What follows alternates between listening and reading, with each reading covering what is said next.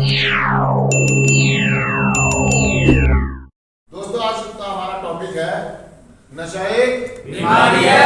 नशा एक बीमारी है। ये कौन कह रहा है? WHO। WHO। लेकिन इसकी शुरुआत कहां से हुई? अमेरिका से। United state of America. दोस्तों हमारे में से बहुत सारे लोगों के दिमाग में ये गलतफहमी होती है या सामाजिक जो लोग होते हैं उनके दिमाग में ये गलतफहमी होती है कि इसको आदत है। क्या आदत। और हमारे जैसे एडिक्टों को ये भ्रम होता है कि मैं नशा जब चाहे जब छोड़ सकता हूं। क्या वो ये कहता है कि नशा तो मन से छूटता है। लेकिन दोस्तों हमें मालूम होना चाहिए इस बारे में, इस बात के बारे में हमें एक डिजीज है। क्या डिजीज मतलब एक बीमारी। मैं नहीं कह रहा हूं दोस्तों, ये World Health Organization World Health Organization विश्व स्वास्थ्य संगठन यानी कि WHO का तो नाम सुना होगा आपने। अभी बीच में वो आया था, क्या नाम, कोरोना।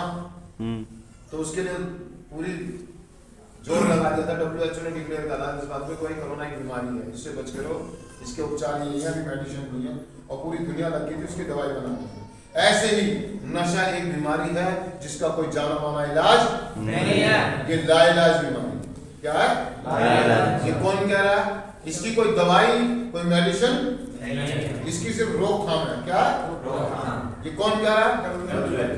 वर्ल्ड हेल्थ ऑर्गेनाइजेशन के जो साइंटिस्ट वैज्ञानिक है जिन्होंने रिसर्च करी इस बात की कि नशा एक बीमारी है, ये वो लोग कह रहे हैं कि इसकी कोई दवाई ये लाइलाज बीमारी, बढ़ती हुई बीमारी, मोर एंड मोर की बीमारी। और हमें ऐसा लगता है कि हमें पागल बनाया जा रहा है। क्या बनाया जा रहा है? हमें बेवकूफ बनाया जा रहा है। ऐसा कुछ भी नहीं है, ऐसा कुछ भी नहीं है, हमें भ्रम है इस बात का।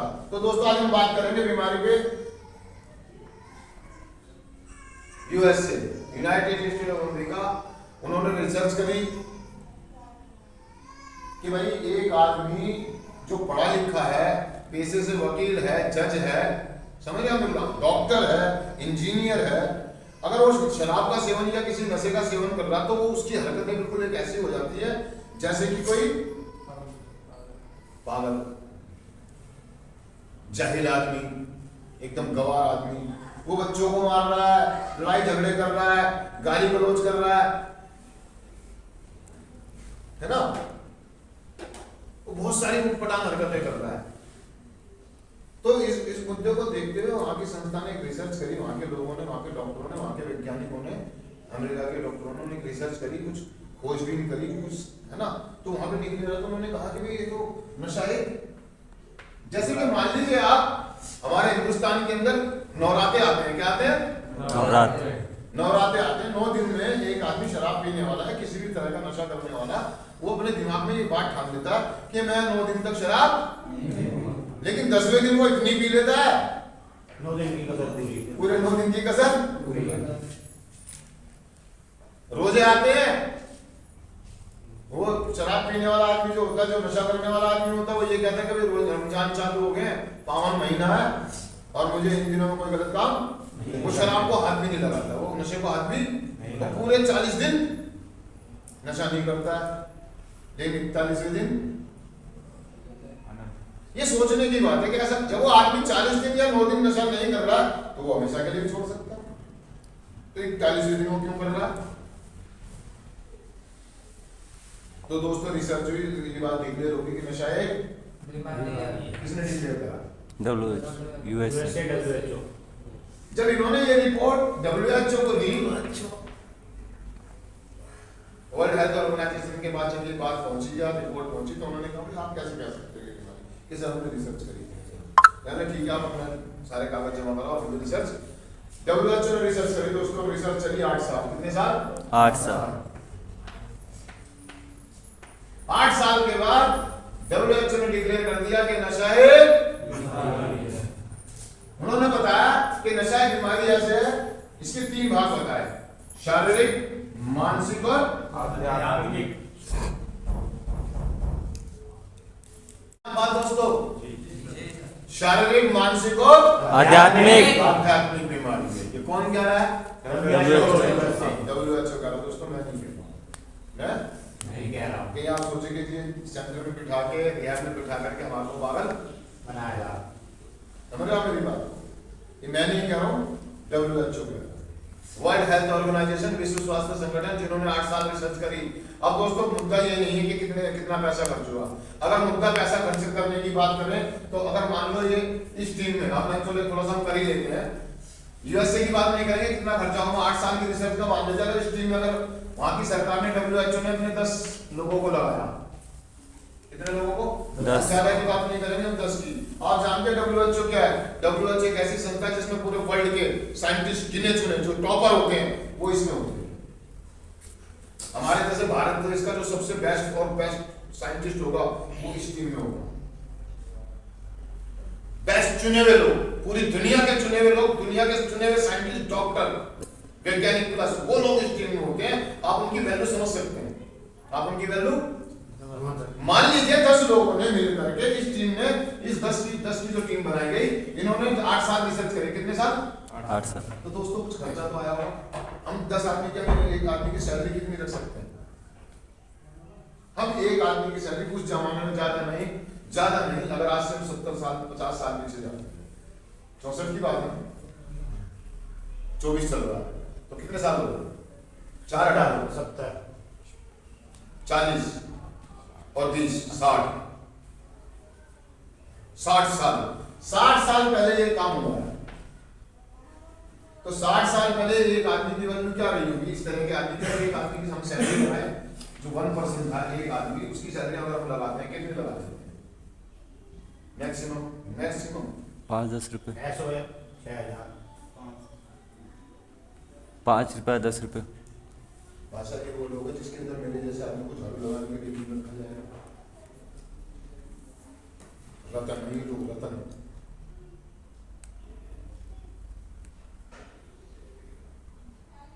दवाइयाँ बना, मेडिसिन बना, मिसाइलें बना, नई नई खोज कर रहे हैं।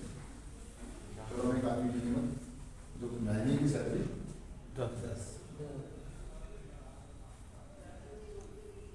10 आदमी की कितनी होगी एक महीने? 1 लाख।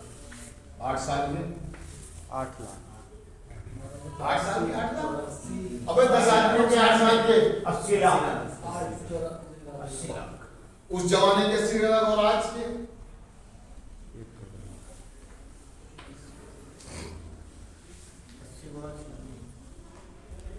8,000 करोड़ से भी ज्यादा।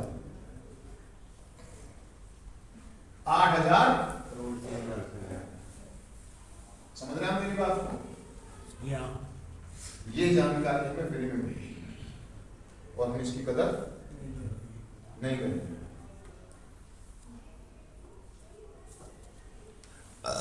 ये जानकारी इसमें हजारों करोड़ रुपया खर्च हुआ, उस जमाने के अगर हम 10,000 लगाए तो आज के कितने हो गए? उस जमाने में 10,000 में पता क्या आ जाता था?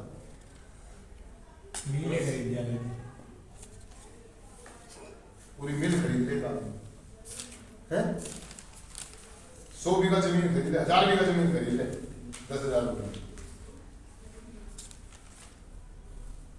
और वो खरबों का हिसाब किताब होना, खर्च होने के बाद, करोड़ों रुपया खर्च होने के बाद हमारे को इस बात की जानकारी मिली है कितने सस्ते में मिल गया। हम इसकी कदर नहीं कर रहे, हम इसकी वैल्यू को ही नहीं समझ रहे। कई हजार करोड़ रुपया खर्च होने के बाद दोस्तों ये बात डिक्लेयर हुई है कि नशा एक बीमारी, उन्होंने बताया कि शारीरिक बीमारी। शारीरिक बीमारी क्या है? उन्होंने बताया कि शारीरिक भूख क्या है?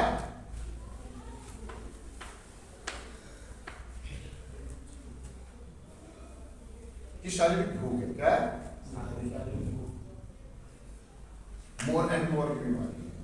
हम शुरुआत जब नशे की करते पहले भूख से, पहले दम से करते हैं, लेकिन धीरे धीरे ये हमारी भूख बन जाती है। हमारा शरीर कहीं तो नशे पे डिपेंड, हमारी निर्भरता नशे पे बढ़ती चली जाती। निर्भरता भी कह सकते हैं आप।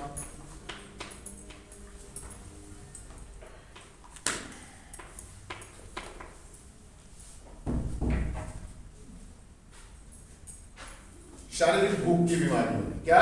शारीरिक भूख की बीमारी। इसके साथ साथ हमें कई प्रकार की बीमारियां हो जाती है। हमारा शरीर नशे पे डिपेंड हो जाता है, निर्भर हो जाता है। हमारे लीवर, किडनी, आंख, दांत, नाक, पूरा का पूरा स्ट्रक्चर खराब एक्सीडेंट के कारण हो, चाहे वो बीमारी के कारण हो, हमारी पूरी बॉडी डैमेज, हमारा शरीर नशे पे निर्भर हो जाता है, डिपेंड हो जाता है। हमारा मन नहीं करता किसी भी बिना किसी नशे के हमारा शरीर काम, हमारा ना नाचने को मन करता, ना खाने को मन करता, ना पीने को मन करता, क्योंकि मेरी बॉडी मेरा साथ, क्योंकि मेरी बॉडी में घुस गया। कहने का मतलब ये कि मेरा शरीर नशे पे डिपेंड। एक गाड़ी जो पेट्रोल से चल रही थी उसको मैंने सीएनजी से चला दिया, या वो जो गाड़ी सीएनजी से चल रही थी या पेट्रोल से चल रही थी उसको मैं मट्टी के तेल से चला रहा हूं, खराब हो गई। तेल तो ज्यादा लगेगा ना, जहां पेट्रोल में 1 लीटर में गाड़ी चल रही थी। कहने का मतलब ये शारीरिक भूख बताया पहले भाग। दूसरे भाग में बताया गया मानसिक खिंचाव।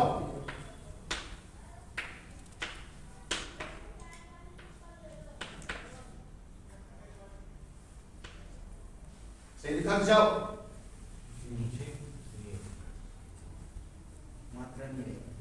लास्ट में जो मात्रा वो नहीं आएगी। ओ खिंचाव,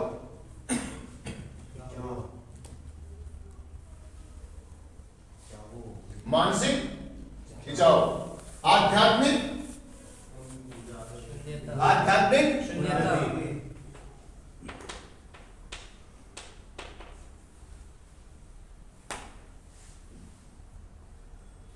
शारीरिक, मानसिक और आध्यात्मिक 3 भाग बताए गए थे हमारे को दोस्तों।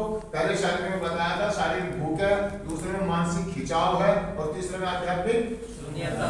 अब ये बात आती है दोस्तों कि हम इन चीजों को तीनों को हम क्लियर करेंगे 3 अच्छे से, कि शारीरिक भूख कैसे बन जाती है, ना शारीरिक निर्भरता कैसे बन जाती है, मानसिक खिंचाव क्या कहते हैं, मतलब दिमागी बीमारी, मानसिक खिंचाव।